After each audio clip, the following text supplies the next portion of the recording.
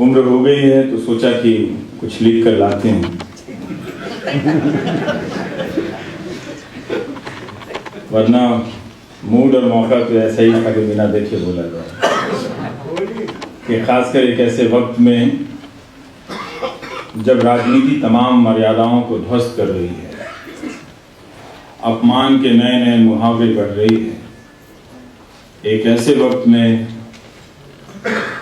जब हमारी सहनशीलता कुचली जा रही है, ठीक उसी वक्त में खुद को सम्मानित होते देखना,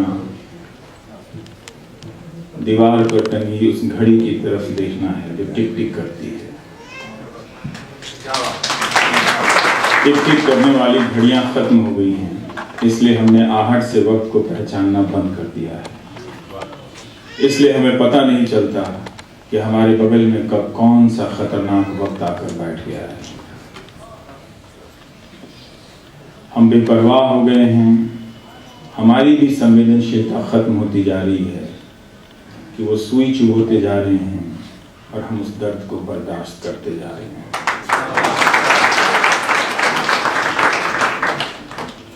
हम सब आंधियों के उपभोक्ता बन गए हैं, कंज्यूम करने लगे हैं। जैसे ही इस शहर में तूफान की खबर आती है, बारिश से गुड़गांव या दिल्ली डूबने लगती है या चेन्नई डूबने लगती है, हम मौसम समाचार देखने लगते हैं। मौसम समाचार पेश करने वाली अपनी शांत और सौम्य आवाज से हम सबको धीरे धीरे आंधियों और तूफान के कंज्यूमर में बदल रही होती है और हम आंधी के गुजर जाने का बस इंतजार कर रहे होते हैं। अगली सुबह पता चलता है कि उस बाढ़ में, सड़क पर आई उस बाढ़ में एक कार फंसी थी और उसमें 3 लोग पानी के भर जाने से दम तोड़ गए इस दुनिया से। हमारे बीच ऐसे ही धीरे धीरे लोग, मरना सिर्फ शमशान या कब्रिस्तान में दफन कर देना या जला देना नहीं है, मरना वो भी है, वो डर भी है जो आपको बोलने से, आपको लिखने से, आपको कहने से और सुनने से डराता है।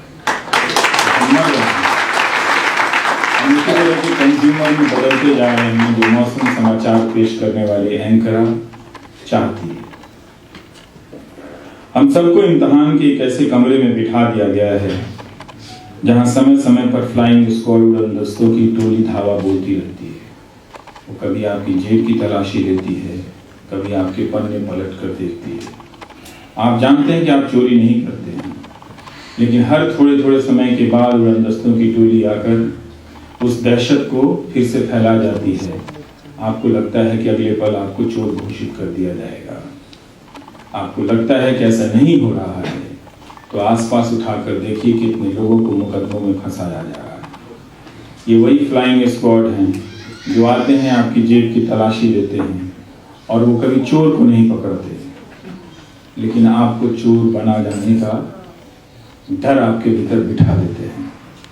तो मुकदमे, दरोगा, इनकम टैक्स ऑफिसर, ये सब आजकल बहुत सक्रिय हो गए हैं।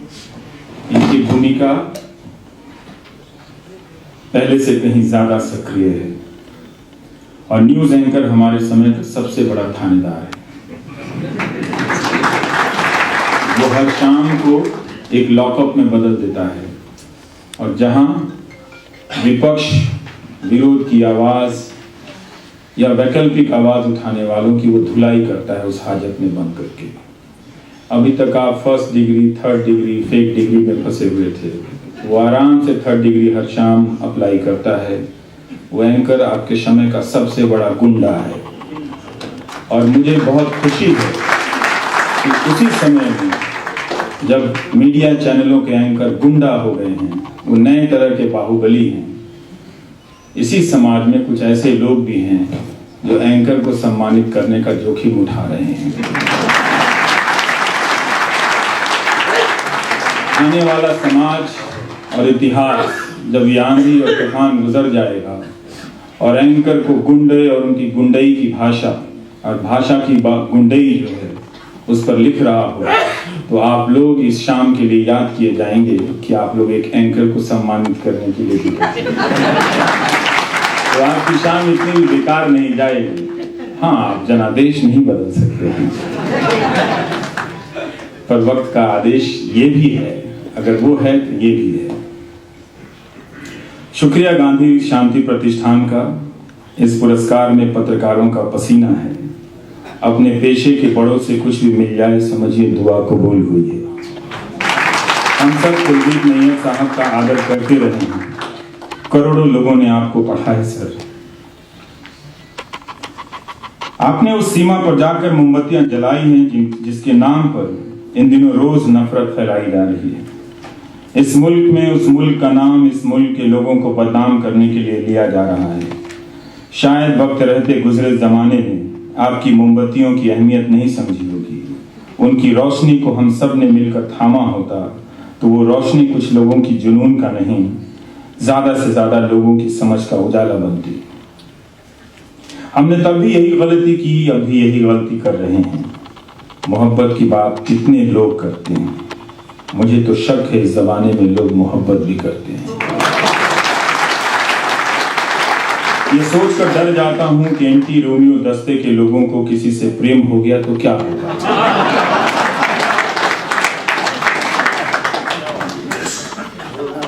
ये सोचकर डर जाता हूं कि एंटी रोमियो दस्ते के लोगों को किसी से प्रेम हो गया तो क्या होगा। प्रेम की तड़प में वे किसी पुराने कुर्ते की तरह चरचरा कर फट जाएंगे। दुआ करूंगा कि एंटी रोमियो दस्ते को कभी किसी से प्यार ना हो। प्रार्थना करूंगा कि उन्हें कम से कम किशोर कुमार के गाने सुनने की सहन शक्ति मिले। शेक्सपियर की इस कहानी के नायक के खिलाफ भी जनादेश आया है आपके यूपी में। हम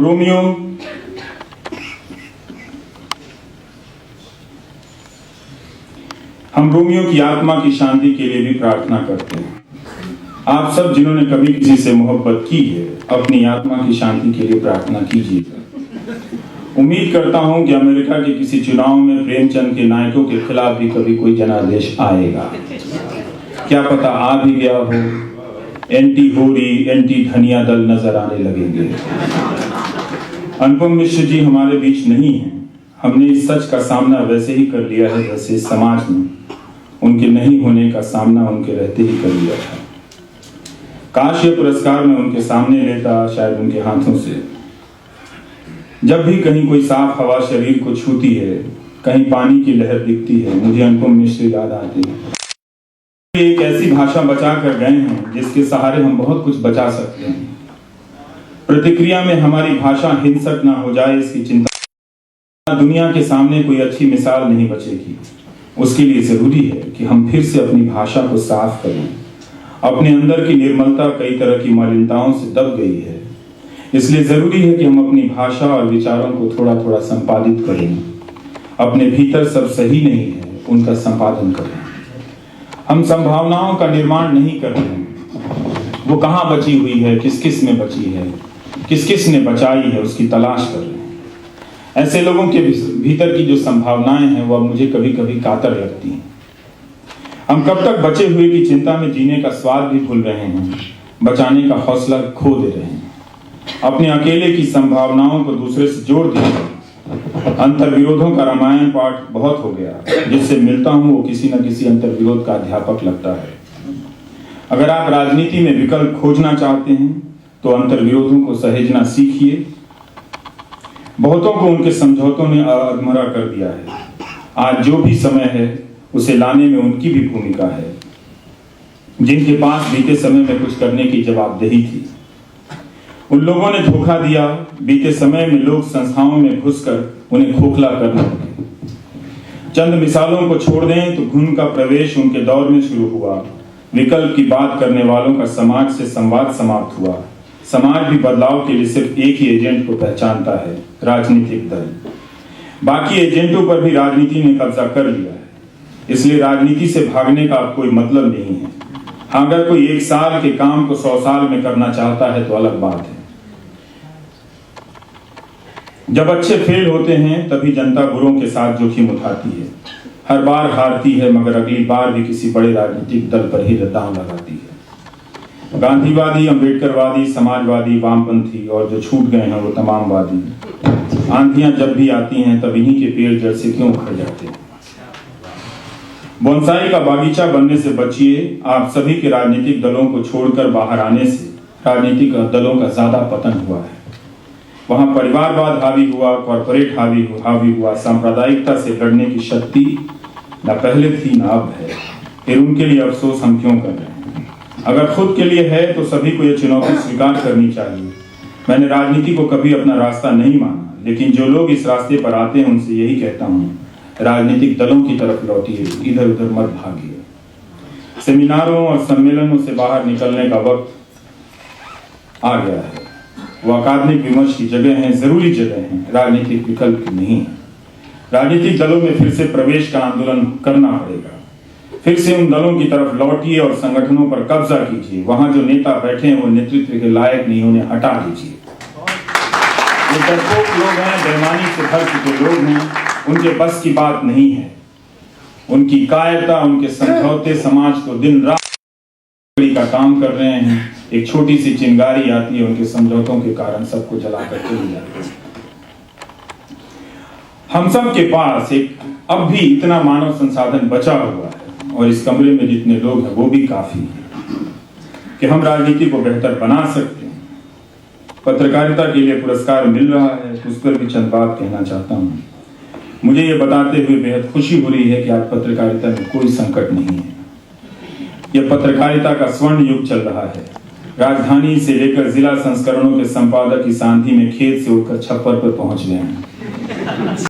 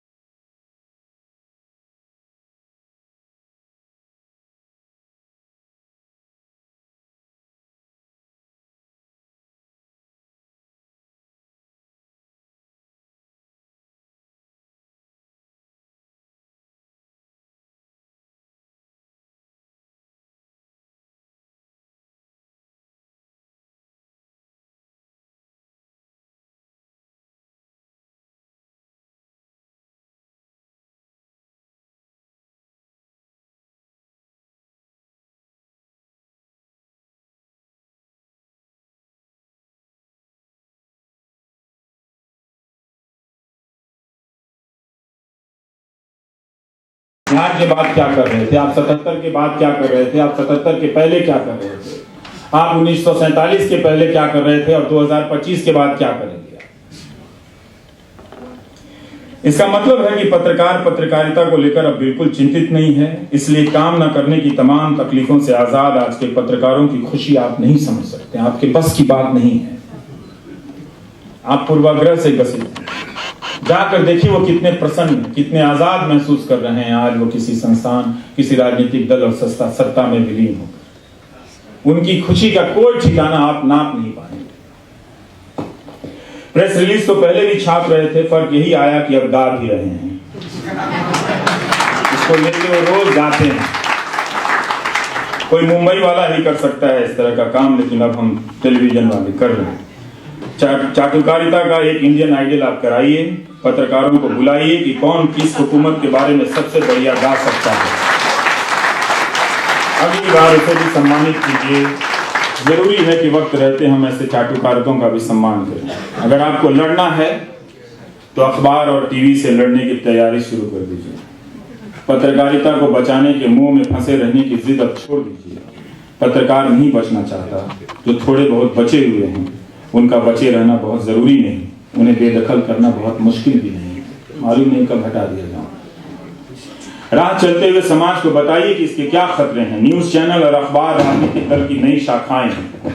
एंकर किसी राजनीतिक दल में उसके महासचिव से ज़्यादा प्रभावशाली है। राजनीतिक विकल्प बनाने के लिए नए राजनीतिक दलों से भी आपको लड़ना पड़ेगा। नहीं लड़ सकते तो कोई बात नहीं, जनता की भी ऐसी ट्रेनिंग हो गई है। लोग पूछने आ जाते हैं कि आप सवाल क्यों करते हैं। स्याही फेंकने वाले प्रवक्ता बन रहे हैं और स्याही से लिखने वाले प्रोपेगेंडा कर रहे हैं। तो भारतीय पत्रकारिता का प्रोपेगेंडा काल। मगर इसी वर्तमान में हम उन पत्रकारों को कैसे भूल सकते हैं जो संभावनाओं को बचाने में जहां तहां लगे हुए हैं। मैं उनका अकेलापन समझ सकता हूं, मैं उनका अकेलापन बांट भी सकता हूं। भले ही उनकी संभावनाएं समाप्त हो जाए, लेकिन आने वाले वक्त में ऐसे पत्रकार दूसरों के लिए बड़ा उपकार कर रहे हैं। जिलों से लेकर दिल्ली तक में कई पत्रकारों को देखा है जूझते हुए। उनकी खबर भले न छप रही हो, मगर उनके पास खबरें हैं। समाज ने अगर इन पत्रकारों का साथ नहीं दिया तो नुकसान उस समाज का होगा। अगर समाज ने पत्रकारों को अकेला छोड़ दिया तो एक दिन वो अपना एकांत और अकेलापन नहीं झेल पाएगा। तो जरूरत है बताकर, आंख से आंख मिलाकर उस समाज को बोलने के लिए कि आप जो हमें यहाँ अकेला छोड़ रहे हैं और आप जो हमें गालियां दे रहे हैं, आप ये काम हमें हटाने के लिए नहीं कर रहे, अपना वजूद मिटाने के लिए कर रहे हैं। आप उन लोगों से इस तकलीफ के बारे में पूछिए जो आज भी न्यूज रूम में और टेलीविजन की न्यूज एंकर को रोज 10 चिट्ठियां आती हैं और हाथ से लिखी हुई आती हैं। उनकी खबरें जब नहीं होती होंगी तो वो किस तकलीफ से गुजरते होंगे और कहां कहां लिखते होंगे। ये उसी समाज पत्रकारों को गाली दे रहा है, ऐसे लोगों की तकलीफ को और बढ़ा रहा है। वो अपने ही हिस्से में जो बेचैन हैं, उनकी बेचैनियों के साथ उन्हें मार देने की योजना में वो शामिल हो रहा है। तो कई बार समाज भी खतरनाक हो जाता है। बहरहाल जो भी पत्रकारिता कर रहा है, जितनी भी कर रहा है, उसके प्रति मैं आभार व्यक्त करता हूं। जब भी सत्ता की चाटुकारिता से उबे हुए या धोखा खाए पत्रकारों की नींद टूटेगी और जो इस्तेमाल के बाद फेंक दिए जाएंगे, उन्हें ऐसे ही आत्महत्या से बचाएंगे। तब उन्हें लगेगा ये जो कर गया है मुझे वही करना चाहिए, इसी से मैं बचूंगा। इसलिए जितना हो सकता है संभावनाओं को बचा कर रखिए। अपने समय को उम्मीद और हताशा के चश्मे से मत देखिए। हम उस पटरी पर हैं जिस पर रेलगाड़ी का इंजन बिल्कुल सामने है। उम्मीद और हताशा के सहारे आप बच नहीं सकते। उम्मीद ये है कि रेलगाड़ी मुझे नहीं कुचलेगी और हताशा ये है कि अब ये तो मुझे कुचल ही देगी। वक्त बहुत कम है और उसकी रफ्तार बहुत तेज है। आप सभी का बहुत बहुत शुक्रिया। मैं कभी किसी पुरस्कार में उनके साथ नहीं गया, आज आया हूँ। उनका बहुत बहुत शुक्रिया।